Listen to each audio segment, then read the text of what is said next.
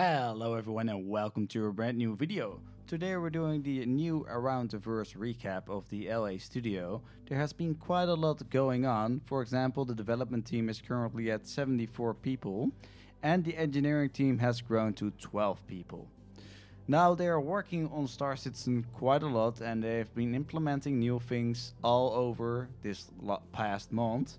And the first thing they actually worked on is that all new ships have a heat and power component at this moment. This will have an effect on ship behavior, which for example will have an impact on how much your systems can cool in a dynamic way instead of a predefined parameter. So for example, if you have a lot of guns, you probably need a better cooling system to actually keep those guns at optimal capacity.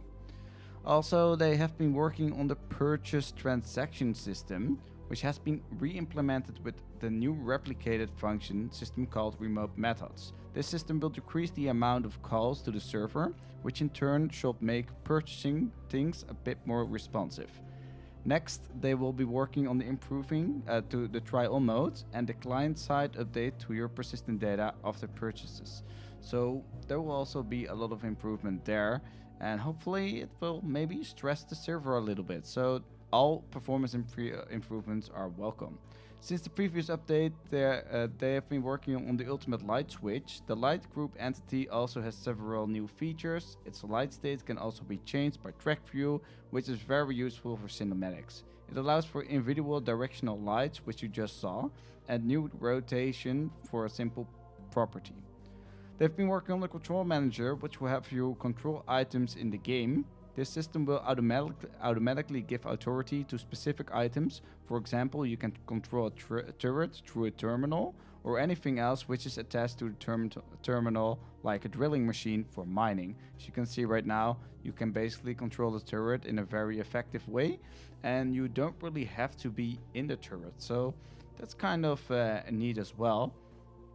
They've completed the white box phase of the Anvil Terrapin and move them to the Greyfox phase, which includes the final geometrics on the pilot seat, the cockpit, the main engines, the landing gear and the housing. Meanwhile, the white box is already up and flying in their initial test. They're also working on some basic rigs and animation on the landing gear and the lynx gear's housing. The team is making steady progress on the RSI Aurora as well. They are working on the cockpit controls, MFD screens, and the sleeping quarters. They've also been through the general polish, such as the POMs, decals, and LODs, and it's starting to look much more in the modern-day descendant of the X7 spacecraft, and is heading to the landing pad at maximum thrust. And I must say, it looks really good. Also, one of the biggest projects they're undertaking is testing the new planetary tech on moons, such as Daymar, as you can see right now. And I must say, it looks really good. I thought there will be more repetition, but especially when he's just flying through this cliff right here. If we can do that in the game, and it looks like we can, I must say I can't be anything but more excited than this. There's basically no repetition in this environment as far as I'm seeing, and I must say I'm very impressed with the things they have done so far. Next to creating environments, they also have to make sure those environments are created by the proper materials. And to do this, they have to maintain and create a very big library of assets, which you see right now. To actually maintain this, they have to do a lot of work, and that's quite an intensive project. The biggest challenge there is maintaining the consistency across every asset. This means that the Tech R team is constantly evaluating and auditing the materials to achieve the best and most efficient result. As you can imagine, like a project like Star Citizen, there is a lot of stuff to do.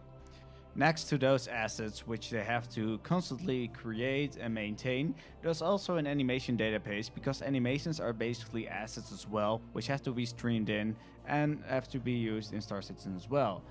So they have created a database which is called the DBA, of Database of Animations, and it's an optimized animations container comprised of hundreds of animations compressed down to a fraction of their typical size on the disk.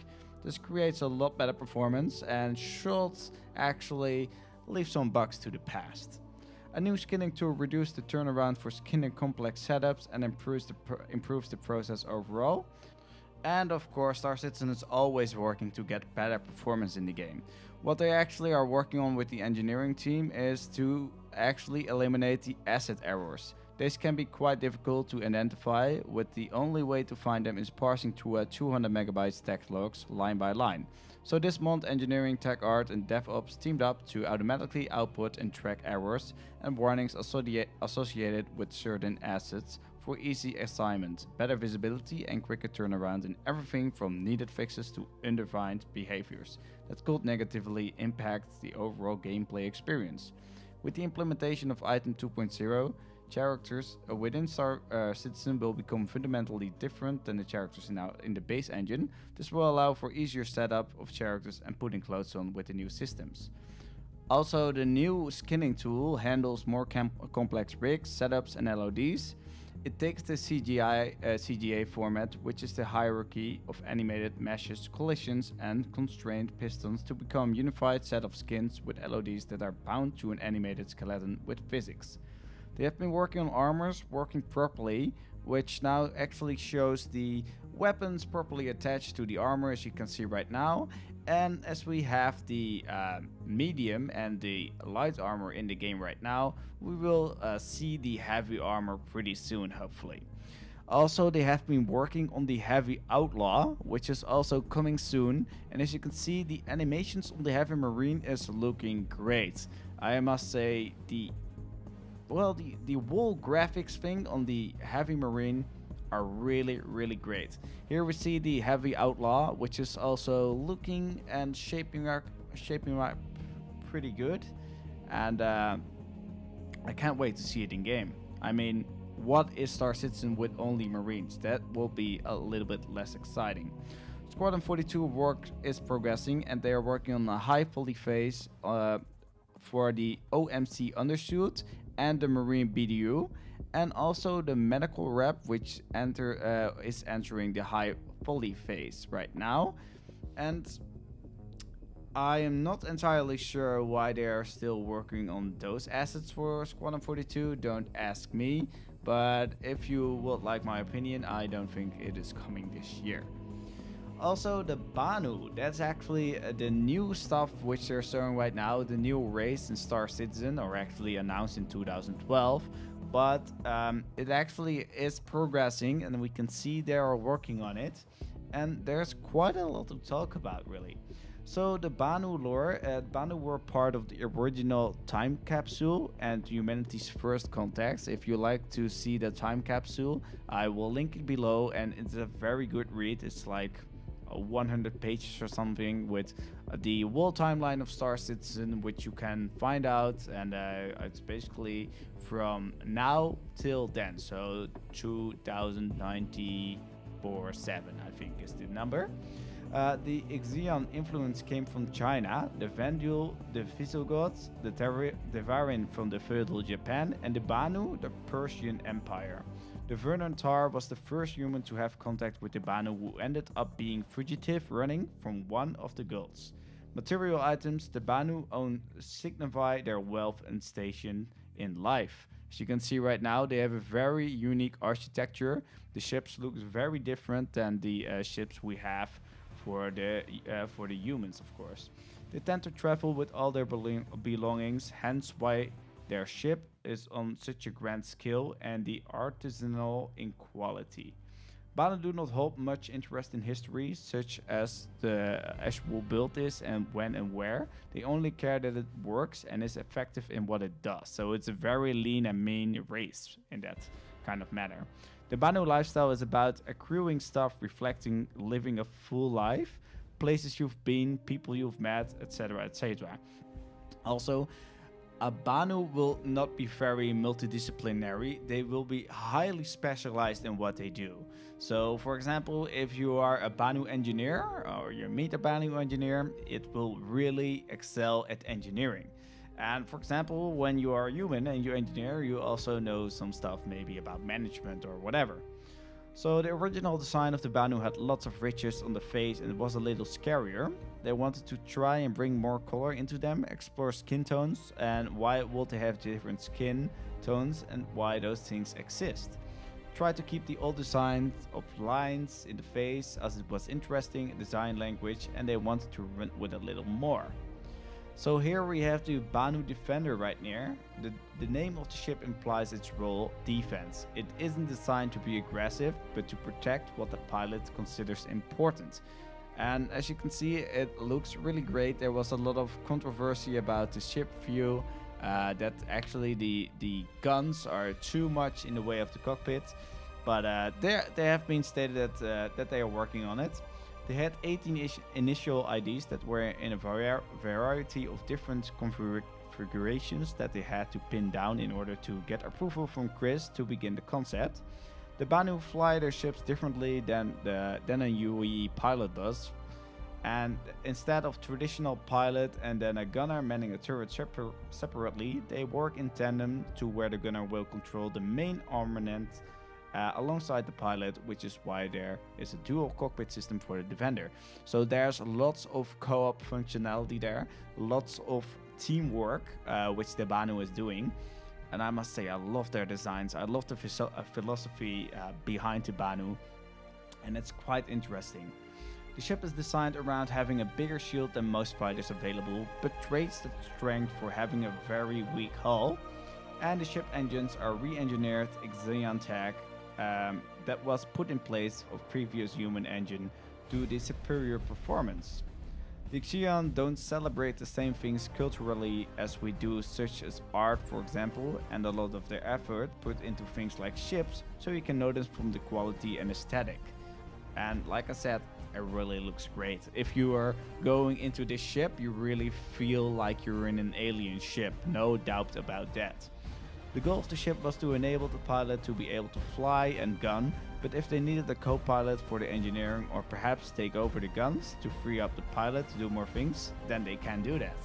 So it's absolutely a very specialized ship, but if you're in it, you can also be a little bit versatile with what you are doing. But this ship will mostly serve Defender purposes. And as you can see right here, this is probably a Banu world, I'm not entirely sure. But damn, look at that artwork right there. It's really looking amazing, astounding, whatever you want to call it. But this is the thing I want to explore. This is like a planet I want to see with my own eyes and just get ready to get into it. And Star Citizen is of course always looking for new people to experience this whole beautiful universe, which is getting bigger and bigger by every patch they are launching. Soon we of course get 3.0, where everyone is anticipatedly waiting for, and I must say it cannot come soon enough. At least not till I have my new PC ready and well, begin some streaming and perhaps making more videos as well. So to get more people into Star Citizen, they created a new referral contest, which is actually running now till the 8th of August. And what you can do, if you get a referral, you get a very nice new t-shirt right there. And if you get 10 referral points, you actually get a very nice pink dragonfly, which is pretty cool, but a little bit controversial as well, since we don't want to have all those pink colors probably in the universe, but there's not a lot of people winning it anyway, I guess. Also, if you have the most referrals, you will get a trip to Gamescom, and that is pretty cool. You need 2,094 referrals to get a free trip to Gamescom, and if you have the second most referrals, you actually get a Idris M. So yeah, that was pretty much everything for this episode already. I hope you guys all liked the episode, and if you want to see more, like me on Facebook, follow me on Twitter, and follow me on Google+. And also give a thumbs up if you liked it, and give me feedback if you didn't like it, because that's the only way for me to improve. So I will make a separate video about the Banu Defender as well, so you can click on that on here on the left. And if you want to see the The last Around the Verse recap you can click here on the right. So thank you all for watching, and I'll see you guys in the next one.